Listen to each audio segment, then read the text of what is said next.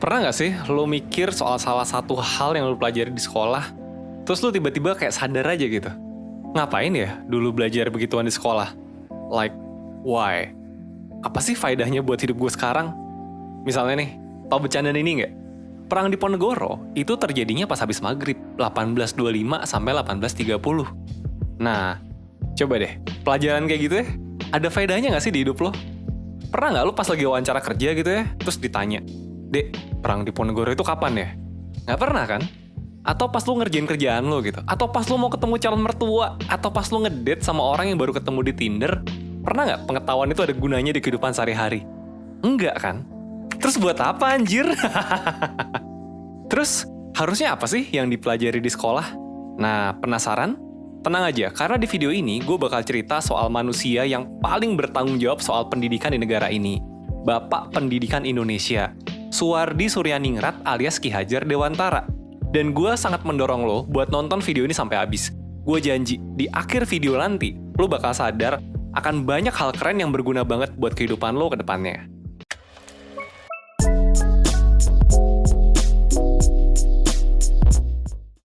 Oke, seperti biasa, sebelum kita masuk ke filosofinya, kita bahas dikit deh soal orangnya. Pertama-tama, gue mau menyampaikan dulu bahwa zaman gue sekolah dulu, gue tuh punya persepsi bahwa Ki Hajar Dewantara itu adalah seorang aki-aki Jawa yang kerjanya belajar ilmu budi pekerti luhur dari nenek moyangnya lalu dijadiin dasar pendidikan. Ya gimana enggak? Nama depannya Ki gitu kan? Terus dia terkenal dengan 3 kalimat bahasa Jawa halus yang selalu disebut sebagai semboyan pendidikan Indonesia. Ingar Sosing Tulodo, Ing Madyo Mangunkarso, dan Tutwuri Handayani.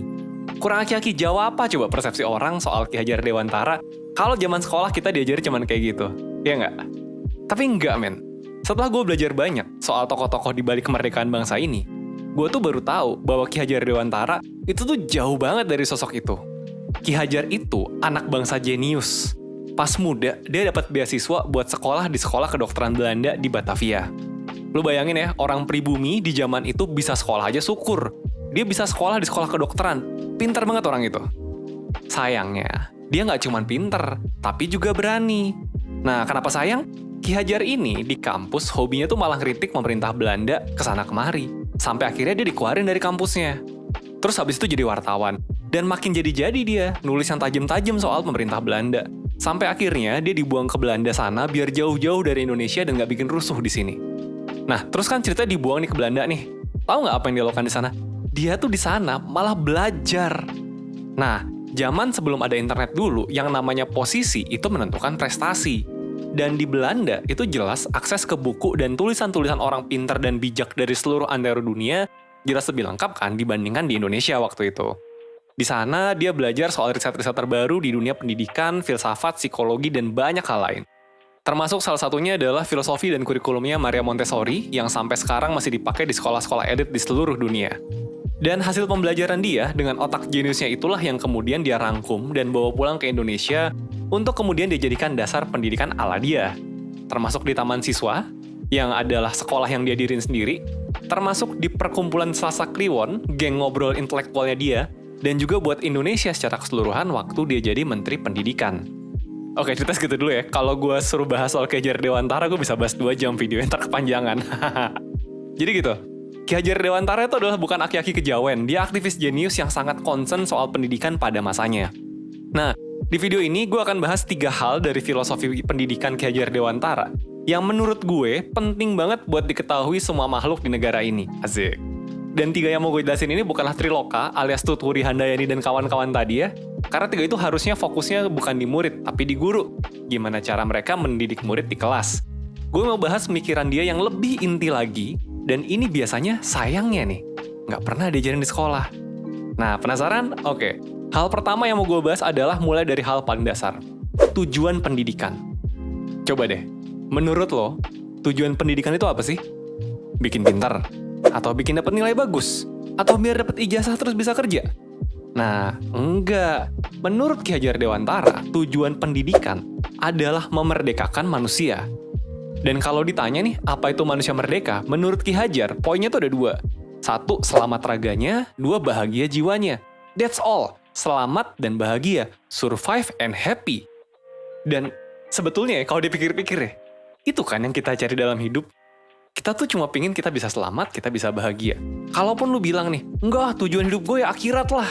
Terus lu berharap apa gitu di akhirat kalau bukan berharap lu selamat dari neraka dan bahagia di surga? Iya kan? Ini adalah sebuah topik yang secara universal diterima sebetulnya.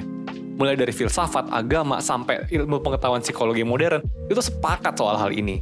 Bahwa kita itu nyarinya yaitu keselamatan dan kebahagiaan. Sekarang coba deh, lihat sekitar kita gitu. Kira-kira kebanyakan orang di sekitar kita tahu nggak ya gimana caranya supaya hidupnya bisa selamat dan bahagia? Kayaknya enggak ya. Kenapa coba pada nggak tahu? Ada nggak yang ngajarin? Sekolah ngajarin nggak?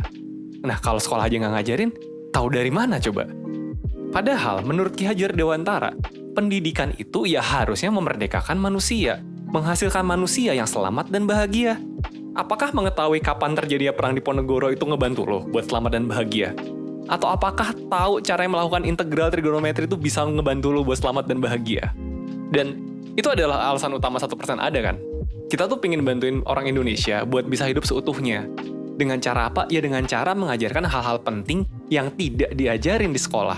Terutama ya ini nih, gimana caranya orang bisa selamat dan bahagia.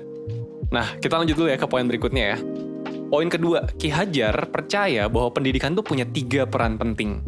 Yang pertama, memajukan dan menjaga diri. Yang kedua, memelihara dan menjaga bangsa. Yang ketiga, memelihara dan menjaga dunia. Ki Hajar menyebut ini sebagai filosofi Trirahayu. Dia percaya bahwa semua itu terhubung, dan semuanya berkontribusi pada kepentingan yang lebih besar. Atau bahasa kerennya, everything is connected, man. Asik. Contoh gampangnya gini, kalau misalnya kalian nih, berhasil menjadikan diri kalian menjadi orang-orang merdeka, orang-orang yang bahagia. Kira-kira lingkungan sekitar kalian, keluarga, pertemanan, atau orang-orang sekitar kalian yang lainnya, jadi lebih baik nggak hidupnya? Nah, jadi lebih baik kan? Kalau misalnya nih, di sebuah daerah, keluarga-keluarganya adalah keluarga-keluarga yang bahagia, orang-orangnya baik, daerahnya jadi maju nggak? Kalau di sebuah negara, daerah-daerahnya maju, negaranya jadi maju nggak? Kalau negaranya maju, yang ngerasain efeknya siapa? Ya semuanya. Dunia merasakan, rakyatnya juga merasakan. Semua itu terhubung, dan itu dimulai dari diri kita masing-masing. Memerdekakan satu orang adalah langkah awal memerdekakan satu keluarga. Memerdekakan keluarga adalah langkah awal untuk memerdekakan daerah. Memerdekakan daerah adalah langkah awal untuk memerdekakan bangsa. Jadi, balik ke kenapa 1% lakuin ini semua gitu ya. Karena kita percaya bahwa semakin banyak orang yang terpapar sama hal-hal baik yang kita ajarkan, akan semakin baik bangsa ini. Dan semakin baik bangsa ini, ya semakin nyaman kan kita semua bisa tinggal di dalamnya. Iya kan, seluruh rakyat bakal jadi lebih nyaman hidupnya kan kalau negaranya jadi lebih baik. Termasuk gue, termasuk lo, dan termasuk semua orang lainnya. Ingat, ini udah bukan zaman zero sum game, di mana biar seseorang bisa untung, yang lain harus rugi. Ini adalah zaman di mana kita bisa bahagia bersama orang lain tanpa harus mengorbankan orang lain. Nah, kalau lu nggak tahu apa itu zero sum game dan positive sum game, tinggalin di komen, ntar kapan-kapan gue bahas ya kalau banyak yang tanya. Dan kalian actually bisa banget ngebantu cita-cita kami ini terwujud dengan lebih cepat. Dimulai dari mana? Ya dari kembangin diri kalian masing-masing. Jadilah orang-orang merdeka. Lalu ajarkan ke orang lain sekitar kalian. Kalau ada yang nanya, gimana caranya sih gue punya masalah ini, gue jadi susah bahagia? Suruh cek 1% di YouTube atau di Instagram. Sebarin konten 1% yang menurut kalian bisa bermanfaat buat orang lain sekitar kalian. Kalau kalian butuh lebih lanjut selain daripada konten YouTube kita, bisa cek layanan kita di 1%.net. Kita punya layanan konsultasi dan webinar, ya bayar sih. Tapi ujung-ujungnya, itu juga kita pakai buat memproduksi konten dan layanan berkualitas buat masyarakat biar ini semua bisa cepat terwujud.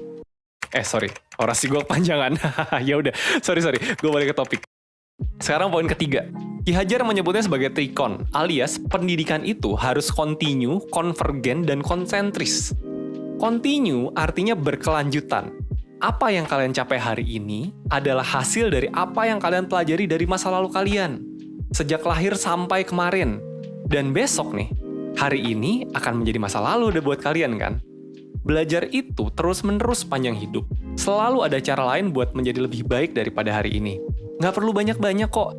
Kita percaya bahwa menjadi lebih baik 1% aja setiap harinya, hasilnya udah luar biasa buat hidup. Kemudian konvergen. Artinya ilmu itu harus dari berbagai sumber. Ambillah ilmu dari luar zona nyaman kalian. Karena kalau di situ-situ aja, ya kalian jadinya stagnan. Tambah terus pengetahuan kalian. Ki Hajar sendiri memodelkan pendidikannya banyak mengambil konsep-konsep ahli pendidikan luar gitu.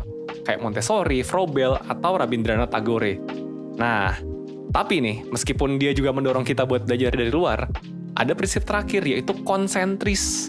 Belajar dari luar tuh boleh, harus malah. Tapi jangan lupa, disesuaikan juga dengan identitas dan konteks yang ada di hidup kita masing-masing. Ki Hajar sendiri nih, meskipun udah banyak ambil dari luar ya, terus habis itu bisa bikin filosofi keren gitu, oh kita harusnya gini-gini segala macem gitu. Tapi kan waktu itu kita masih dijajah, awal-awal merdeka juga negaranya masih ambyar. Nah, prakteknya disesuaikan sama konteks Indonesia di zaman itu. Contohnya nih, kayak misalkan, dia menggunakan istilah memerdekakan manusia gitu, buat membungkus konsep soal kebahagiaan. Kenapa sih dia pakai kata memerdekakan manusia? Ya karena itulah kebutuhan orang Indonesia saat itu. Merdeka aja dulu gitu. Termasuk juga nih semua konsep keren ini, kan nggak bisa langsung diimplementasiin ya di Indonesia yang masih ambyar saat itu. Karena emang belum siap aja waktu itu kan buat bahas hal-hal filosofis kayak gini di sekolah. Nah, masalahnya nih, sudah 1 abad berlalu, sekarang sudah zaman internet. Tapi kok ya belum terlaksana juga gitu di zaman sekarang, tanya kenapa? By the way, gue tuh bukan bilang bahwa belajar teori termodinamika itu nggak penting ya. Tapi ada hal yang lebih penting dan esensial buat hidup kita sebagai manusia, tapi nggak dibahas di sekolah. Oke, sorry banget gue harus cut di sini karena video udah kepanjangan. Jadi pesan gue ingat ada 3 ya. Pertama, jangan lupa belajar caranya bahagia. Yang kedua, ketika kita ngembangin diri kita, lingkungan sekitar kita juga akan membaik. Dan itu akan membuat hidup kita jadi lebih baik lagi. Yang ketiga, belajarlah terus seumur hidup, ambillah dari berbagai sumber, tapi sesuaikan dengan konteks kehidupan kita. Ya udah, sekian dulu dari gue Rizky dari 1%. Bye!